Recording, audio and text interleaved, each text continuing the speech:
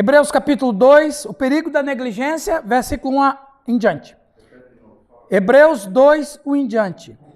Por esta razão importa que nos apeguemos com mais firmeza às verdades ouvidas, para que delas jamais nos desviemos. Se, pois, se tornou firme a palavra falada por meio de anjos, e toda transgressão ou desobediência recebeu o justo castigo, como escaparemos nós se negligenciarmos tão grande salvação, a qual, tendo sido anunciada inicialmente pelo Senhor, foi-nos depois confirmada pelos que a ouviram, dando Deus testemunho juntamente com eles por sinais e vários milagres de distribuição do Espírito Santo segundo a sua vontade. Muito bem, nós paramos na última aula, só um instantinho.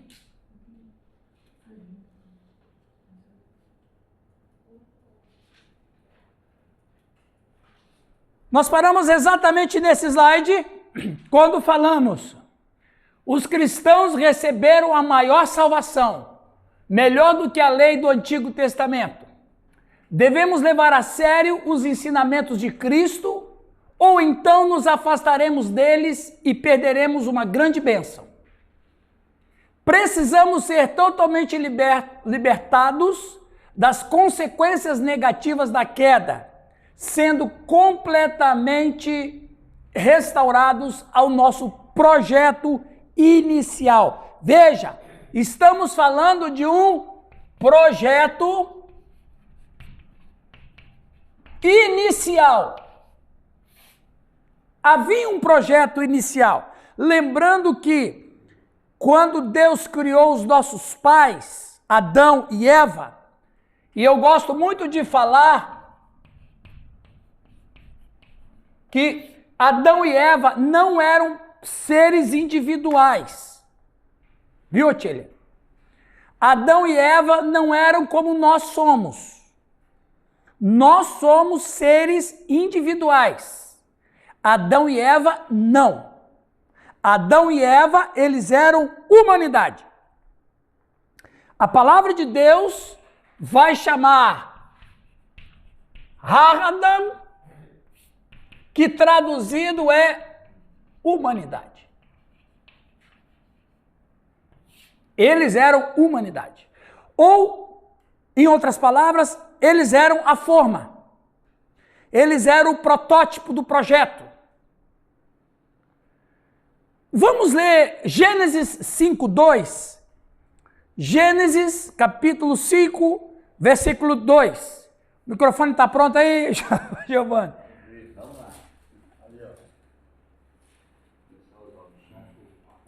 O apóstolo Sérgio Janiania, microfone aí. Gênesis 5:2. O que diz lá? Macho e fêmea os criou, e os abençoou, e chamou o seu nome Adão, no dia em que foram criados. Veja bem, o texto está dizendo que os dois se chamavam Adão. Não é isso aí, pastor Calixto? Sim. Olha lá, então ele diz, macho e fêmea os criou. Ishar. Na versão da pastora América, homem e mulher. Homem e mulher. Mas no hebraico é Ishar. Macho e fêmea. Os dois se chamavam Adão. Porque Adão não era nome próprio. Adão era distinção de raça. Que raça estamos falando? Humanidade. Ishar. Aí o que acontece? Olha que coisa interessante. Adão e Eva foram criados, macho e fêmea. Projeto de Deus. Os dois eram a humanidade, então eles não eram pessoas individuais. O Moisés, depois do pecado, o Moisés vai chamar o Ish de Adão, e o Adão vai chamar a Ishar de Eva. Eles são humanidade, então deles descenderiam todos os seres humanos. Depois descendeu mesmo. Mas no projeto original era para que Ish e Shar, que a humanidade se procriasse e criasse e viesse à existência seres humanos como uma família só, porque agora tem duas famílias do universo, a família Deus e a família homem. A família homem era para procriar, Gênesis 1:26, sede fecundos, enchei e multiplicai a terra. A ordem que Deus deu para Ish e Shar, ou a ordem que Deus deu para Adão. Quem que era Adão? Humanidade. Interessante que Adão não teve pai, não teve mãe, não teve avô. E o melhor, não teve sogra. Oi? Não teve cunhado. Um dia alguém falou bem assim para mim. Um dia, você sabe que tem aluno que não é de Deus, né? Tem, né? Tem. Aí um dia, foi numa igreja aí, nem lembro mais, faz tempo isso. E eu já conheci uma história, e me fizeram a mesma pergunta. Pastor, Adão teve umbigo? Eu disse, teve. Tem umas perguntinhas, né? Ah, pastor, ele queria me pegar, né? Pastor, Adão teve umbigo? Eu falei, claro que teve. Não teve não, você não está me perguntando? Eu estou respondendo que Adão teve umbigo. Ah, não, então me explica como é que Adão teve umbigo. Aí eu falei, na hora que Deus criou, formou o Adão, Deus falou bem assim, acorda rapaz.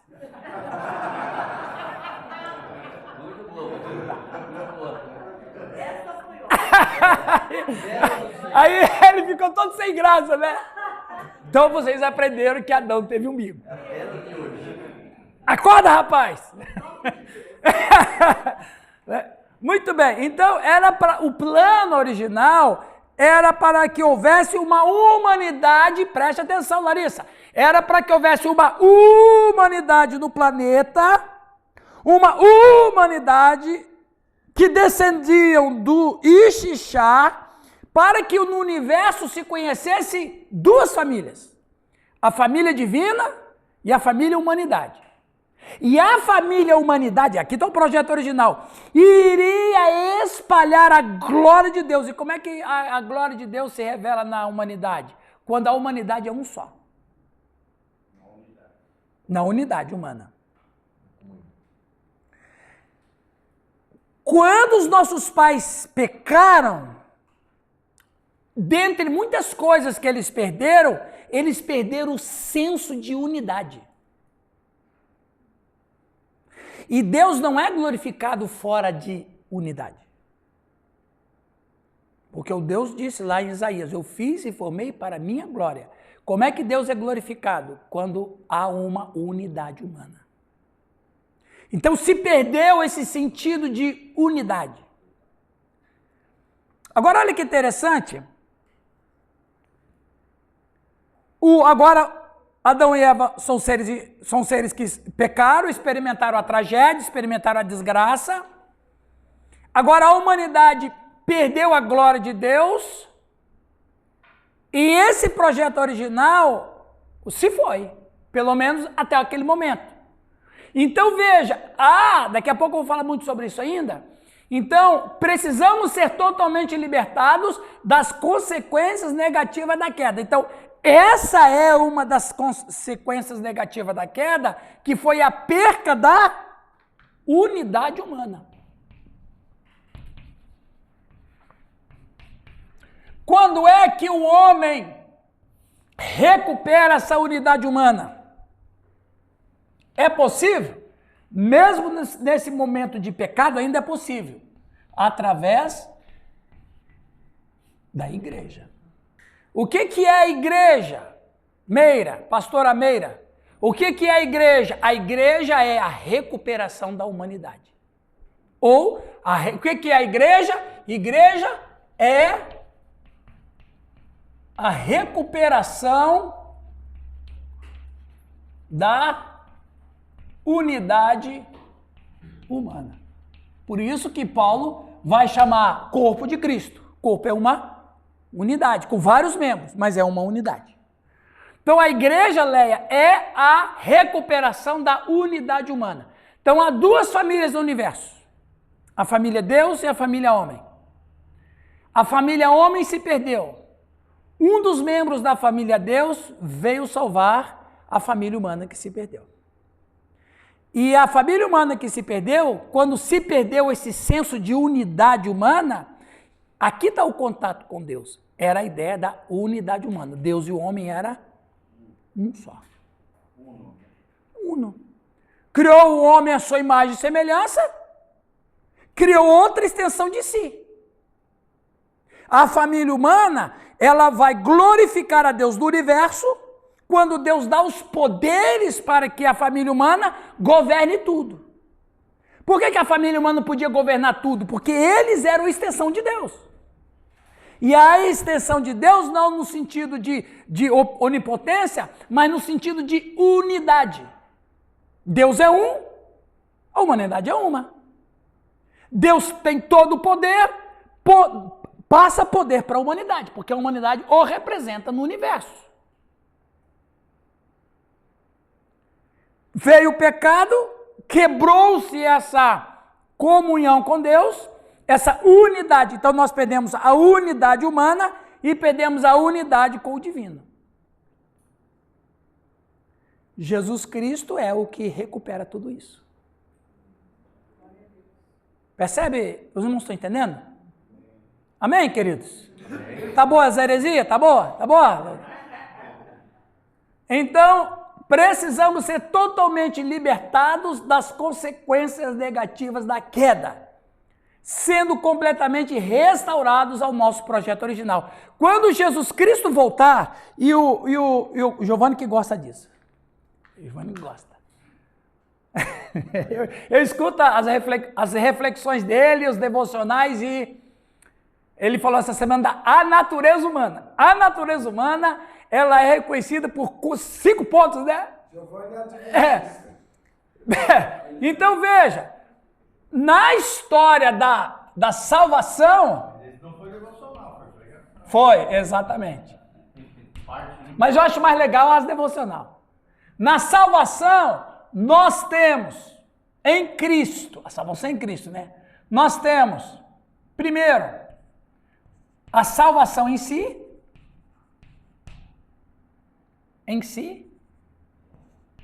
nós temos a redenção e nós temos o que Paulo vai chamar de glorificação, que eu interpreto imortalidade. Hoje, no século 21, nós estamos aqui, no primeiro estágio dessa salvação. A redenção ainda não chegou. Cristo é chamado Cristo Redentor, mas ele ainda não nos redimiu. Por enquanto, ele apenas nos salvou. E a salvação em si tem o objetivo da alma. O que é salvo no ser humano? A alma, não é o corpo. Porque o cristão, quando morre, sua alma vai estar na presença de Deus, mas o seu corpo fica aqui na terra, apodrecendo. Então quer dizer que... Mas o que está salvo? A alma. Quando Jesus Cristo voltar, nós teremos a redenção. Aí sim, a redenção, ela vai acontecer quando houver a ressurreição do corpo. Só que aí, essa ressurreição já é como corpo incorruptível. Exatamente. Corpo incorruptível. O que é um corpo incorruptível, Jaqueline? É um corpo que não apodrece. Por que o corpo não apodrece? Porque a morte não existe mais. Quando Paulo diz assim, onde está a morte, a tua vitória, ele não está se referindo a hoje. Ele está se referindo a quando Jesus voltar. Porque a morte ainda está matando. Porque nós estamos no primeiro estágio da salvação, que é a salvação da alma. Quando Jesus Cristo voltar, nós teremos a redenção, a ressurreição do corpo e a ressurreição do universo. Porque Romanos 8 vai dizer que a terra geme para ser redimida. Não salva, redimida. Ou seja, a transformação que a Raquel vai ter no corpo dela, a terra vai ter também a sua restauração. Vai voltar ao plano original. E olha que interessante, eu entendo, Giovanni, que eu acho interessante que os crentes, os cristãos que andaram com Jesus, Otília, que vão ser redimidos, era para ser como antes do pecado. Vai voltar a ter o quê? E Apocalipse diz, eles serão o meu povo e eu serei o seu Deus. Eles serão o meu povo, mas não diz que eles serão meus povos. E fala que a árvore da vida vai curar as nações. E por que a árvore da vida vai curar as nações? Porque as nações sofreram a perseguição movida pelo anticristo e por todo o sofrimento que os cristãos tiveram.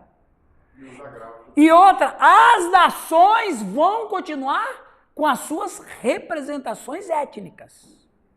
De acordo com o Apocalipse capítulo 9, o negro vai continuar negro, o branco vai continuar branco, o mameluco vai continuar mameluco, o asiático vai continuar asiático, o chinesinho vai continuar com o olhinho puxado, mas não vai haver mais.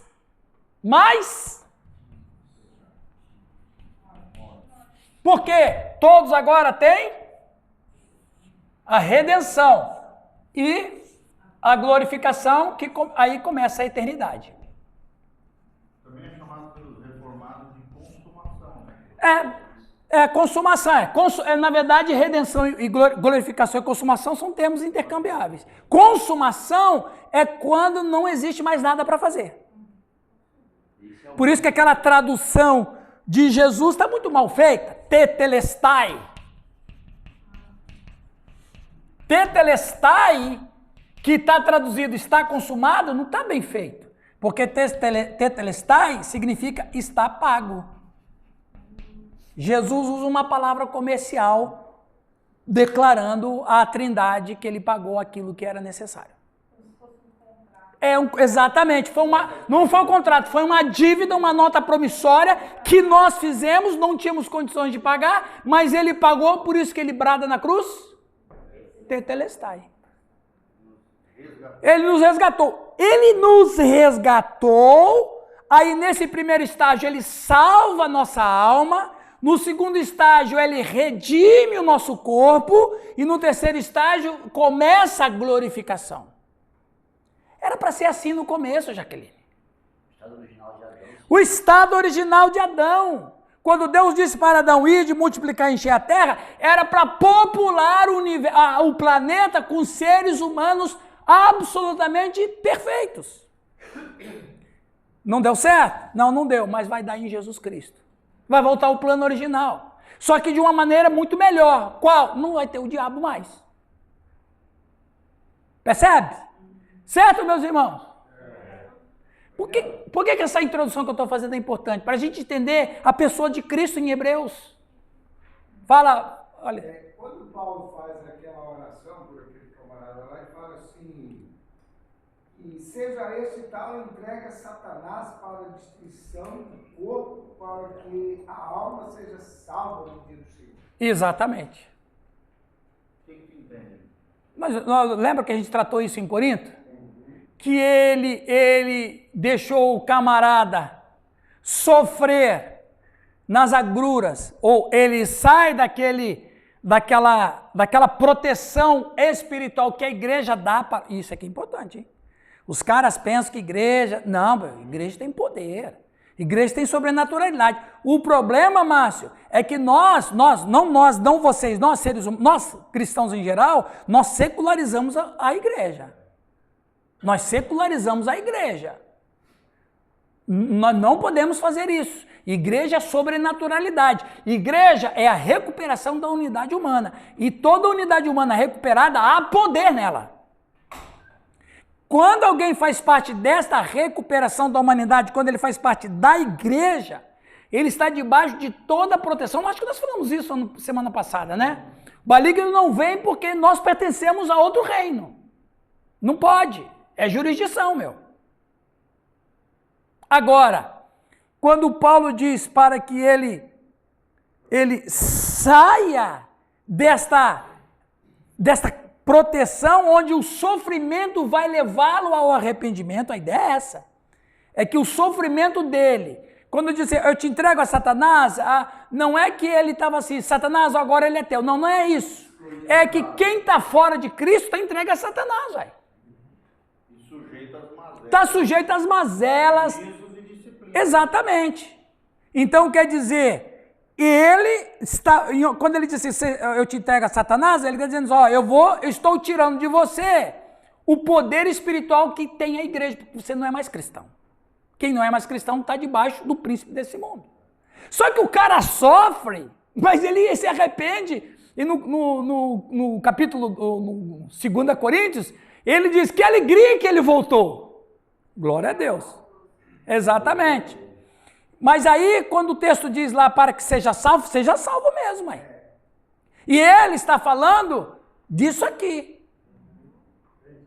Então, ele volta a ser um salvo para participar.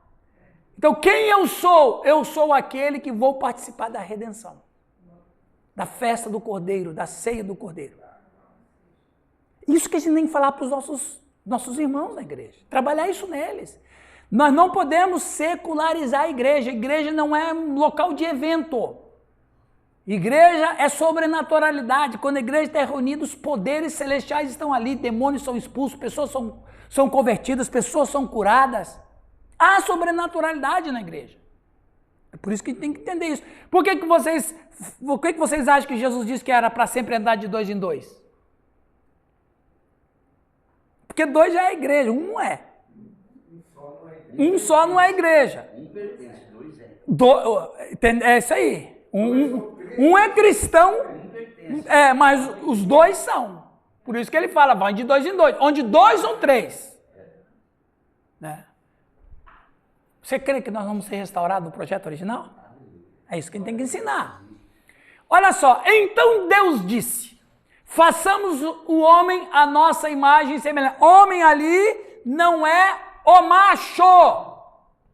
Homem ali é... Vamos ler assim?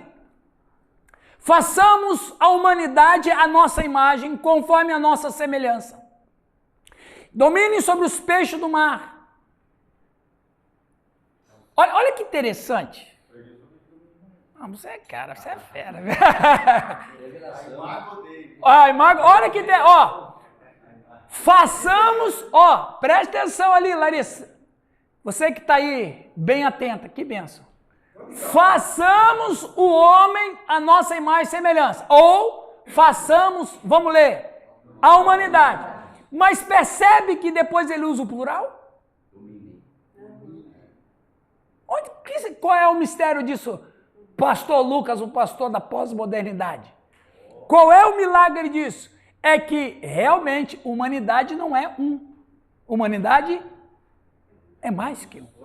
É uma coletividade. Professor, o senhor explicou que essa imagem e semelhança de Deus não é aparência física. Não é. É Abstrato. Continuando. Dominem. Então ele fala homem, se você quiser no português, singular. Dominem, plural. Então esse homem não pode ser um. É uma coletividade. E quando ele fala coletividade, pode ser 2, mas pode ser milhões. E aí, bispo ali, nós estamos falando de milhões, de possibilidade de bilhões. Continuando. Por isso que a gente tem que ler a Bíblia com olhos cirúrgicos. Sobre as aves do céu, sobre os animais domésticos, sobre toda a terra e sobre todo o réptil que se rasteja sobre a terra. Deus criou o homem à sua imagem, a imagem de Deus o criou. Tzelem demut. Homem e mulher. Aí ele está dizendo, Ishar. Ele os criou. Deus os abençoou. Ele lhes disse: sede fecundos, multiplicai-vos, enchei a terra e a sujeitai-a. E governar, aí eu coloquei 5 mandamentos a Adão e Eva.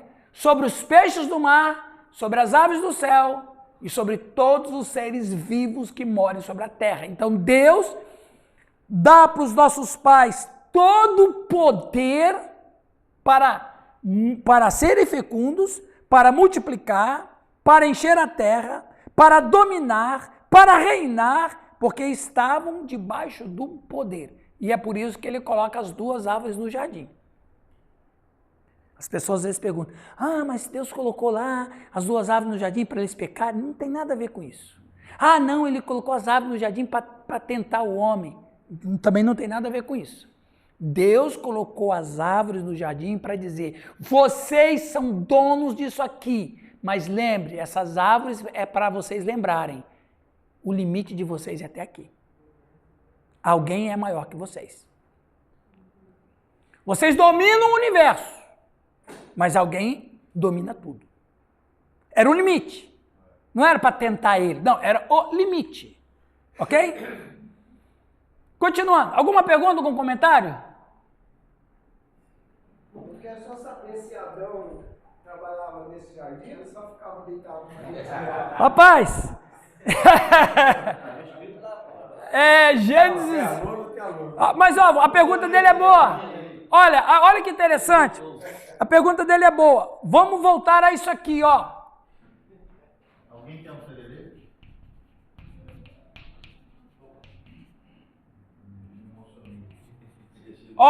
Vamos voltar a isso aqui. A palavra trabalho no hebraico é avodar. Em Gênesis 2,15, quando diz que Adão trabalhava no jardim, porque o mundo era o Éden, viu, pessoal? O mundo era o Éden. Éden significa terra de delícias. O mundo era o Éden. No Éden tinha um jardim. Avodar, que está traduzido para trabalhar, ela é uma palavra interessante, significa adoração. De tal maneira que quando a unidade humana, a humanidade, dentro dessa perspectiva de que não tem pecado, ela se multiplica, ela se quadriplica, ela tem bilhões de seres humanos no planeta, e os bilhões de seres humanos no planeta, eles vão ter que fazer o quê? Cuidar do planeta. E cuidar do planeta é avodar. Avodar é adorar. Em outras palavras, toda a humanidade glorificava a Deus, adorando a Deus, cuidando do planeta. O trabalho antes do pecado era uma liturgia. O trabalho antes do pecado era cultuar a Deus, porque a adoração é cultuar a Deus. Depois do pecado, na existência humana, já não tem mais avodar. Agora, trabalho, ele não é mais do hebraico, ele é do latim. Tripalho. Tripalho é instrumento de tortura.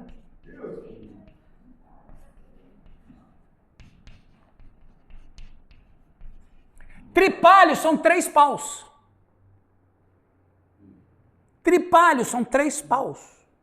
3 paus nesse sentido é instrumento de tortura. O trabalho deixou de ser adoração para ser... Por isso que ninguém gosta de trabalhar. Só que quando nós fazemos parte da igreja, o que é a igreja? É a recuperação da unidade humana. Nós somente não somente nos convertemos a Deus, mas nós convertemos as nossas ações. De tripalho ele volta para avodar. Então todo mundo que trabalha hoje, motorista, dentista, engenheiro, ajudante de obras, gari, professor, todos esses profissionais cristãos, eles não fazem mais tripalho, para eles é avodar, porque eles fazem para glorificar a Deus. Sim, Giovanni? Principalmente a turminha de boné vermelho. Ah, bom, esse é do cão mesmo, né? Então veja bem, trabalhar hoje para o cristão não é mais instrumento de tortura, é uma maneira dele glorificar a Deus. Seja qual for a profissão, Ok, meus irmãos? Então, o autor de Hebreus nos mostra nesta passagem 3 coisas. Primeira, Suzy, o ideal do homem, o ideal do que o homem deveria ser, semelhante a Deus e dono do universo. Segundo, o estado atual do homem, a frustração em vez do domínio, o fracasso em vez de glória. O homem que foi criado para reinar se converteu em escravo. E por último, como o homem atual pode ser transformado num homem ideal. O Hebreus escravo aqui. Hã? Hebreus qual? Capítulo 2, nós vamos ler agora. Sim. Se converteu em escravo aqui é o mesmo que se converteu em ministro, como ministro. Onde está lendo? Ali, se converteu em escravo. Sim. Mudar. Se converteu em Esse escravo. escravo é o mesmo que o ministro. Ministro não é o... Não, esse escravo aí é escravo do pecado. Ah, tá. Entendeu? É escravo do pecado. Quer ver? Vamos ler Hebreus 2, versículo 8, perdão. Versículo 5 a 8. Quem vai ler para nós? Giovanni, microfone, por favor. Pode ser você, pode ser outro. Hebreus 2, 5 a 8. Quem vai... Deixa eu passar ali para o...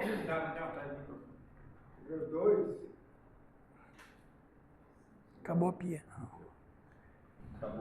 Alô, testando o som. Isso aqui tá parecendo pau de selfie. Vai lá, Calixto, por favor. Bora lá, Hebreus 2, 5 a 8. Porque não foi aos anjos que sujeitou o mundo futuro de que falamos, mas em certo lugar testificou alguém dizendo: que é o homem para que dele te lembres?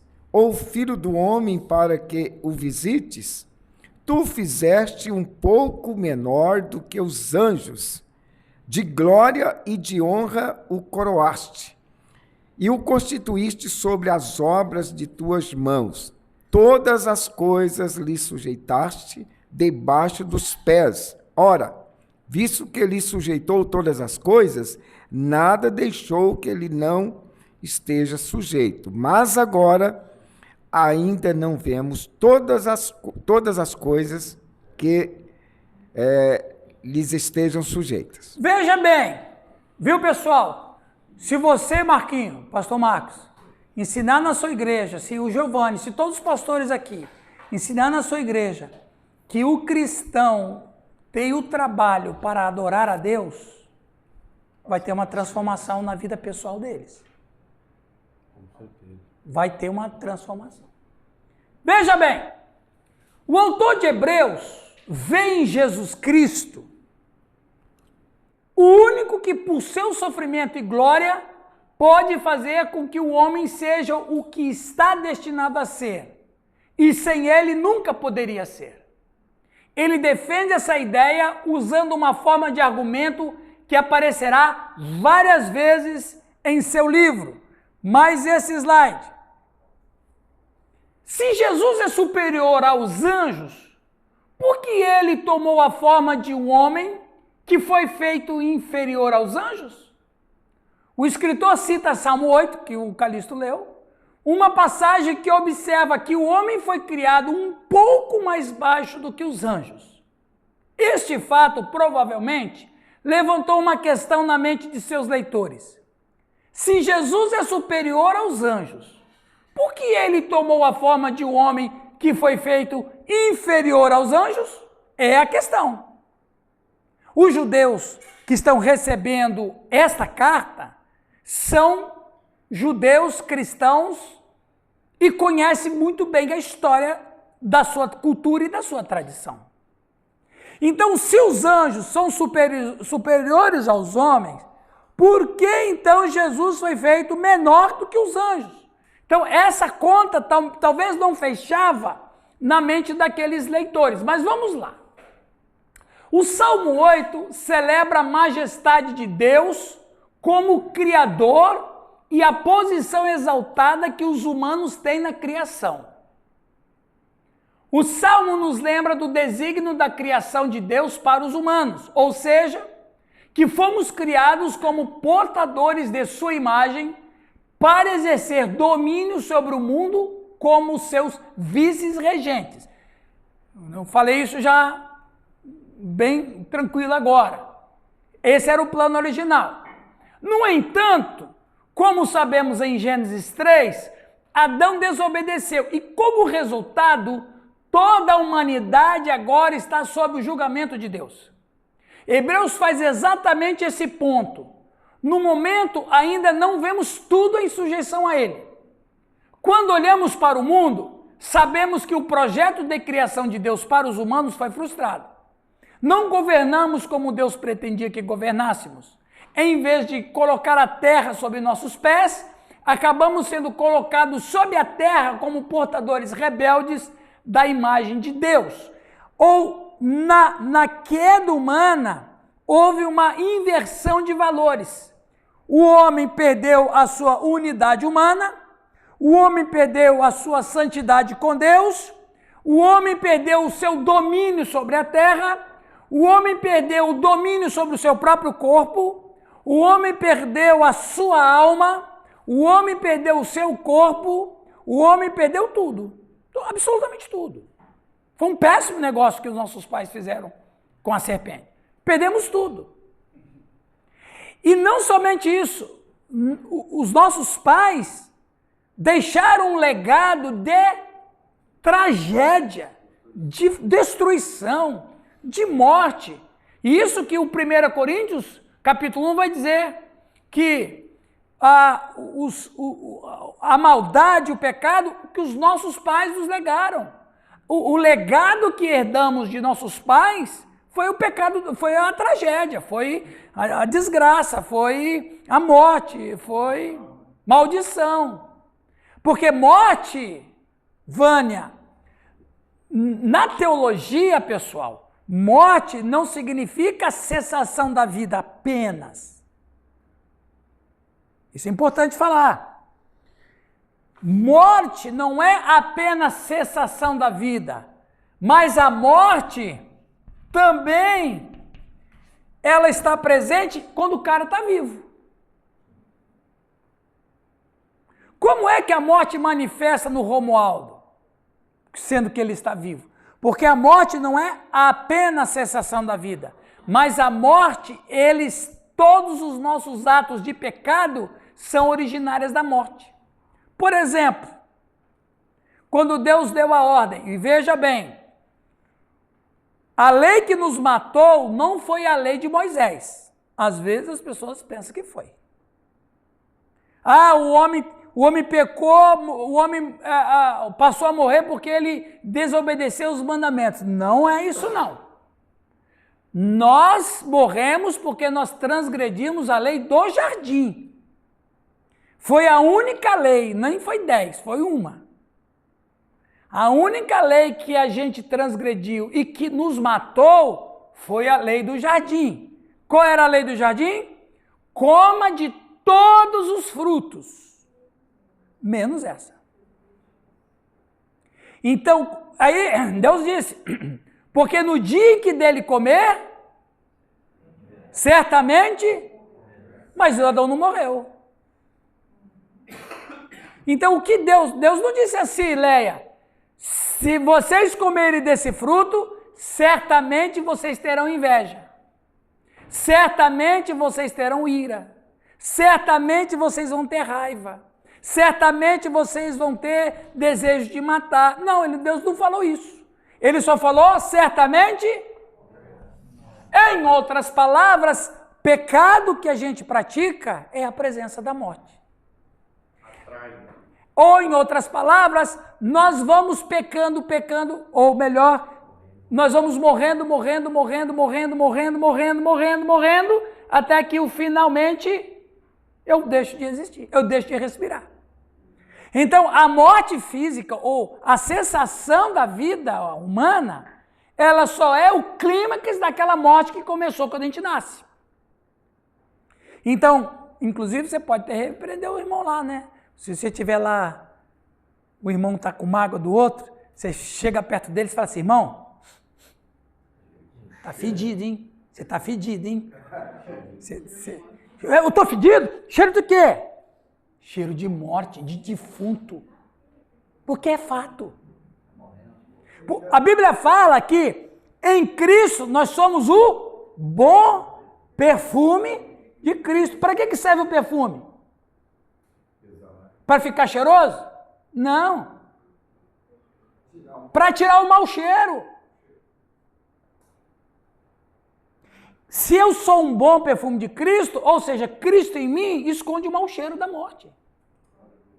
Não permite, tira e ainda não permite. Não, fica lá ainda, né? O cheirinho fica lá, mas Deus não sente. Porque o que Deus sente? O perfume de Cristo. Ah, mas o irmãozinho começou, ele tá magoado e não quer perdoar. Aí Deus começa, olha, esse filho meu está começando a feder. Percebe? Interessante que a Bíblia fala que o salário do pecado é a morte, né? Isso. A morte é a recompensa, né, do pecado. Exatamente. Então quer dizer, cada vez mais que a gente vai ficando em pecado, a gente está cada vez mais a morte evidenciando a nossa vida. Aí quando a gente se arrepende, participa da ceia do Senhor, aí voltamos ao bom perfume de Cristo. Exatamente. Ensina isso aí. Como não ser fedido. Aí você pode usar o bom perfume de Cristo, aí você pode colocar na sua mensagem tudo aquele...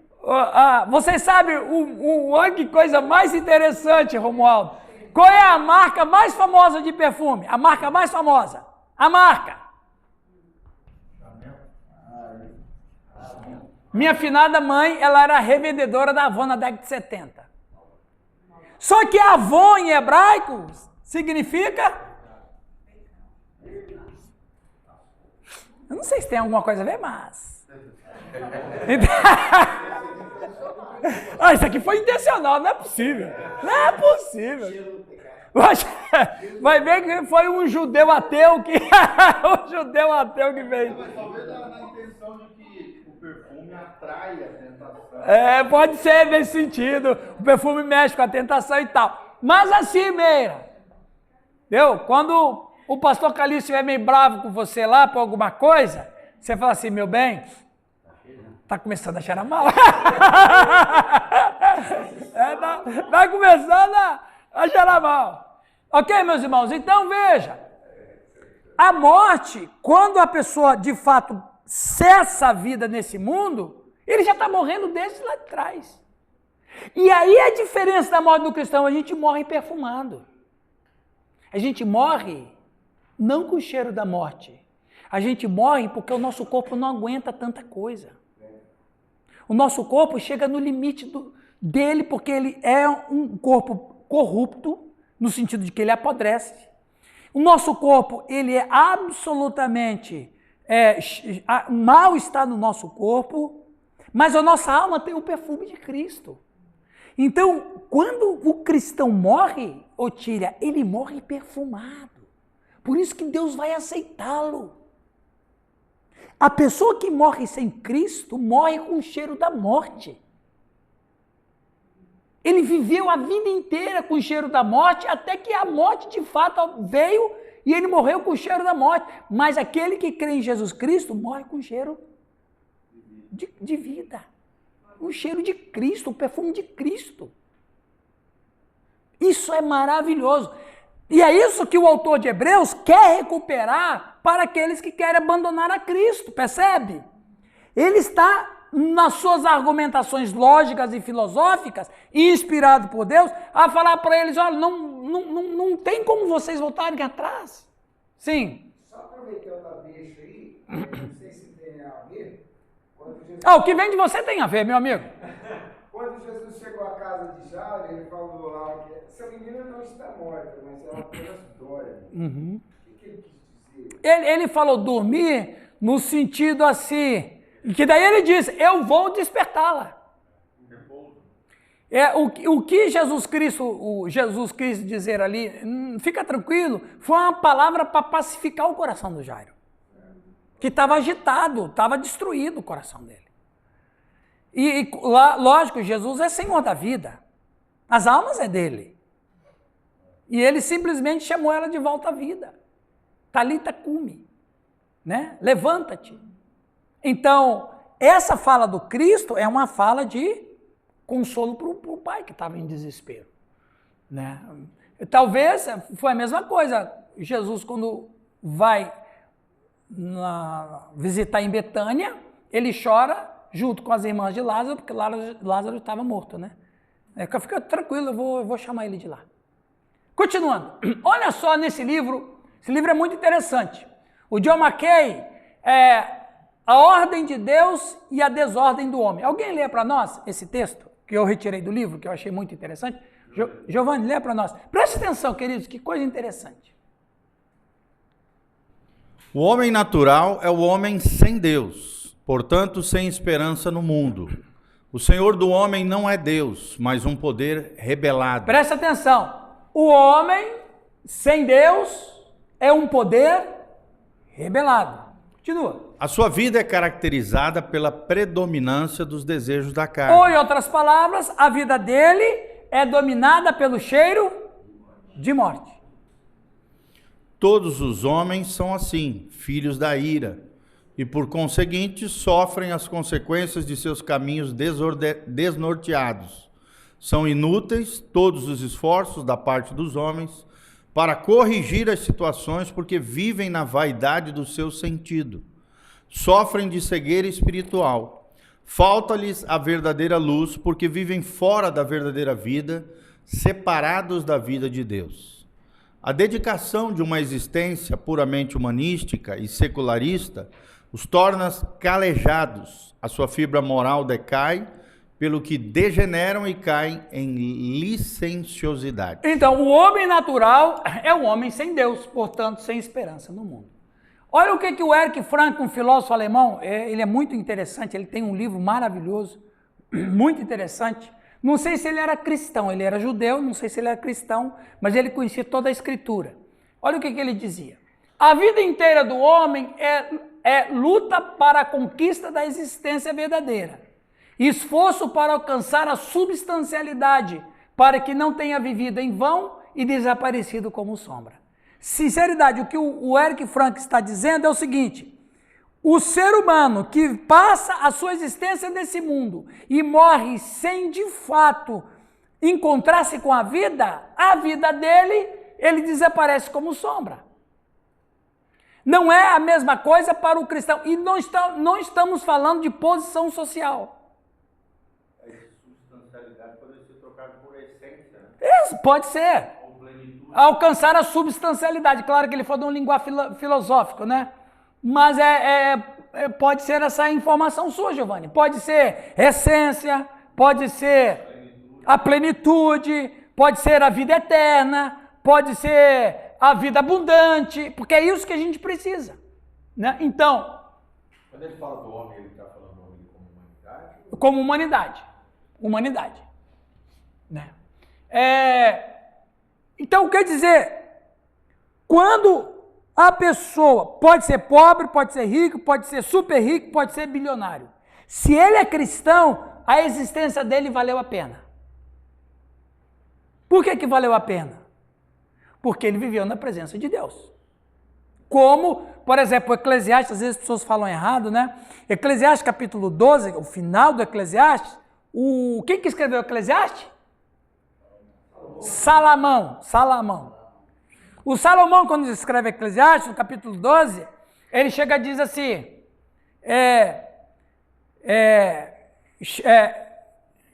eu só quero pegar aquela parte quando ele diz, lembra-te do teu Criador nos dias da tua mocidade, antes que venham os maus dias, dos quais dirás, não tenho neles prazer. Aí você pergunta, você está lendo aí, Sérgio? Pode? Ah, não. Agora eu pergunto assim, peraí, como que um cara que era um homem de Deus diz que ficou velho e ele tem tristeza porque ele ficou velho. Tem uma coisa acontecendo aqui, não é possível isso. Por quê? Pelo seguinte, você olha a linha histórica dele, de que valeu a vida dele? Nada. Ele mesmo disse, a minha vida foi em vão. Agora a grande questão é, por que ele disse que a vida dele era em vão? Porque ele passou a vida inteira dele longe de Deus. Ele escreveu 3.000 provérbios, foi o rei mais famoso, mais sábio, mas na ótica dele, tudo isso não tinha sentido. Por quê? Porque ele passou a vida inteira longe de Deus. Então, ele tem mais ou menos 80 anos, quando ele escreve Eclesiastes. Ele olha para a vida dele e diz assim, não tenho neles prazer. Ou seja, ele não tinha prazer na velhice dele. Porque a velhice dele era uma velhice inglória. Ele passou toda a sua vida, a sua mocidade, sua juventude, a sua idade madura contra Deus. E tem, né, até um escrito no Talmud rabínico, não sei se isso é verdade, lá no Talmud tem muito lenda também, né? Diz que ele tinha um demônio que ele aprisionou. Então, ele olha para a vida dele, Sérgio, e fala assim, de que valeu a minha vida? Nada. Por quê? Porque eu passei toda a minha existência longe de Deus. Aí no caso, Eric Frank diz bem isso. Exatamente. Alcançar a substancialidade. Para que não teve vida em vão. Não teve vida em vão e desaparecido como sombra. Então ele olha para a vida dele e fala assim, eu não tenho prazer na minha velhice. Por quê? Porque eu joguei minha vida fora. A plenitude dela não pode ser alcançada só naquela eternidade do tempo vindouro ou só... Não, é o tempo vindouro, porque a vida abundante é a vida do mundo vindouro. É a presença do mundo vindouro em nós que promove essa substancialidade. Que na verdade é a descoberta do propósito, do chamado, da vocação. É, tudo. Aí eu pergunto, vale a pena viver uma vida inteira com Deus? Para que nós vamos morrer, Sérgio. Mas quando eu estiver indo para a minha... E outra coisa, viu, pessoal? Outra coisa. Nós cristãos, tanto católico quanto evangélico, a gente crê em muita crendice. Eu quero falar aqui uma heresia santa para vocês. Uma heresia gospel. Porque eu sei que o brasileiro é latino, é romântico, é essas coisaradas todas. Né? Mas, por exemplo, as pessoas dizem assim, eu vou para o céu, que é o meu lugar final. Não é verdade. O céu não é nosso lugar final. Aí eu falei assim, não, eu já escutei hino, é até bonito, mas não tem sentido. É bonito, mas não tem sentido. Eu tenho saudades do meu lar. Inclusive tem um hino famoso, né? Eu tenho saudade. Agora, como é que você vai ter saudade de um lugar que você nunca foi? Ô, Vânia, como é que você vai ter saudade de um lugar que você nunca foi?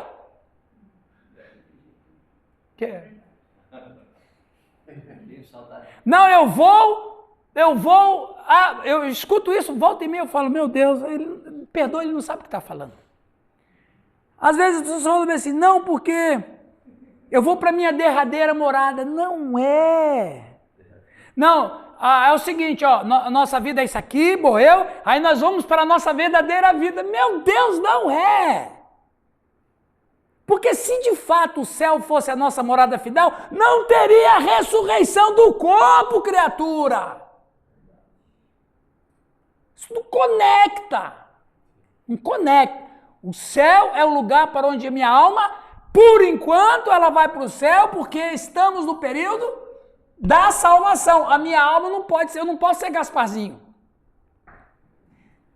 Eu morri, não vou ficar por aqui. A minha alma tem que ir para um canto. Ou céu ou inferno, acabou, não tem nada. Mas a minha alma, ela espera a volta de Cristo para ter o corpo glorificado prometido. Então o céu não é o meu destino final, ele é um estado intermediário. É provisório, não é final, não é final. E você falou de céu e inferno aí. Quem inventou essa história de purgatório? Aí nós temos que entrar na história da igreja, aí nos dogmas católicos e etc. Purgatório é um lugar cheio de purga. Purgar, de ser passado de uma purificação e tal. Isso aí é um dogma católico que não tem respaldo na escritura, mas... Inclusive o Lutero bateu nessa tecla. Bateu. Aliás, só um parênteses, se eu não me engano, em 2007, o Ratzinger, o Papa Ratzinger, o Bento XVI, ele anulou com o limbo das crianças, né? Foi isso aí, não foi, Sérgio? Foi 2007, eu acho, né? Ele cancelou, não tem mais limbo, não tem mais. Então, o Papa, ele é a autoridade máxima da igreja no nível das escrituras. Então, o que ele fala é como se fosse Deus falando, Vicaris Filii Dei. Então, quando o Papa cria o purgatório, então é verdade. Não está na Bíblia, mas o Papa falou isso aí mesmo. Aliás, se dizia muito na Idade Média, antes da Reforma, se dizia muito Roma locuta finita causa est. Olha, é latim. É latim. Roma falou, está falado. Zé Fini, ponto final. Roma locuta finita causa est. Então nem a Bíblia, nem nada era superior a isso aí. Eita glória! Continuando, os irmãos estão indo bem aí? 5 minutos. Ô Li, você vai ficar sem unha. Se você tem uma pergunta... Liene, se você tem uma pergunta, faça logo, não fica essa ansiedade. Ela nem tá no sabugo ali, rapaz. Os irmãos estão indo bem para vocês aí? Viu? Sim, eu quero dizer dessa questão do céu ser nossa morada final, é apenas um romance, não é verdade. Não é heresia, entendeu? Não é heresia. Mas é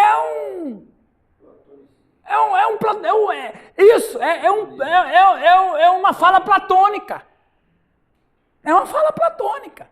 Ok, não é heresia, mas não é verdade.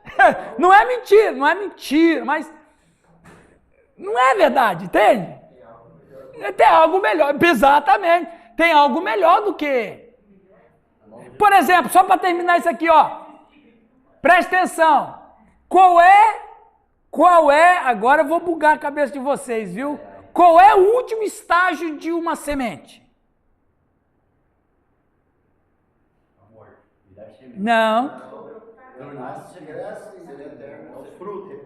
É o fruto. O último estágio da semente é o fruto. Ele tem que morrer, você vai plantar laranja. Então você tem que esperar a semente morrer. Planta ela, primeiro estágio, planta. Primeiro estágio, morte. Segundo estágio, planta. Terceiro estágio, crescimento. Quarto estágio, brota as flores. Quinto estágio, começa a floração. Quinto estágio, começa os frutos a vier. Sexto e último estágio, o fruto pronto para o consumo. Qual é o último estágio de uma semente? É o fruto. O nosso último estágio é o corpo glorificado. Por isso que nós temos que morrer para ressuscitar como Jesus Cristo ressuscitou. Corpo glorificado. Isso que Jesus falou, que se o grão de trigo Exato. na terra não morrer, fica ele só. Exatamente. Por isso que só vai ressuscitar quem morrer a morte certa. Preguei lá na igreja do Giovanni ano passado. Nós temos que morrer a morte certa. E a morte certa é morrer na morte de Cristo. Aí eu vou explicar isso outro dia. A morte morrida. A morte efetuada pela graça. Felizmente, não é o fim da história. Assim como o Salmo 8 nos desafia a olhar para trás em Gênesis 1 e 2, ele também nos desafia em antecipação a olhar para frente em nossa restauração. Dada a sua posição no Antigo Testamento, especialmente à luz da primeira promessa do Evangelho de Deus, Gênesis 3,15, e o desenvolvimento dessa promessa por meio de alianças bíblicas. O Salmo 8 fala profeticamente. Olha que interessante, eu vou terminar com isso aqui, depois eu vou voltar com isso aqui. Davi aguarda ansiosamente o dia em que Deus nos restaurará ao nosso propósito criado. Uma restauração que ocorrerá por meio de outro homem. Alguém que vem da humanidade, se identifica conosco, que age em nosso favor como Adão na antiguidade, mas que em vez de falhar pela desobediência de Adão, nos dá a vitória por sua obediência. Então veja, o Davi, quem é que escreve o Salmo 8? Davi. O Davi, maravilhoso, maravilhoso. Você tem que pegar as falas de Davi com muito cuidado, porque ele não fala explicitamente.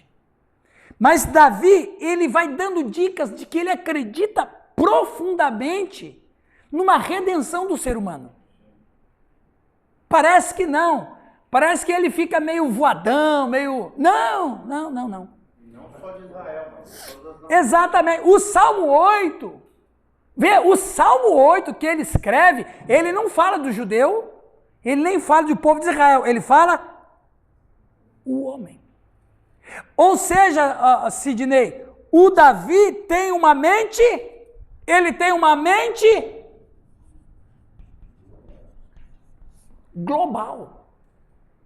Ele sabe, por revelação de Deus e talvez também por suas reflexões sobre, ele fala que o homem, a ênfase dele é humanidade. Então, de alguma maneira, Lucas, Davi sabe que Deus vai restaurar a humanidade caída. Mas eu falo isso depois. Vamos tomar um café?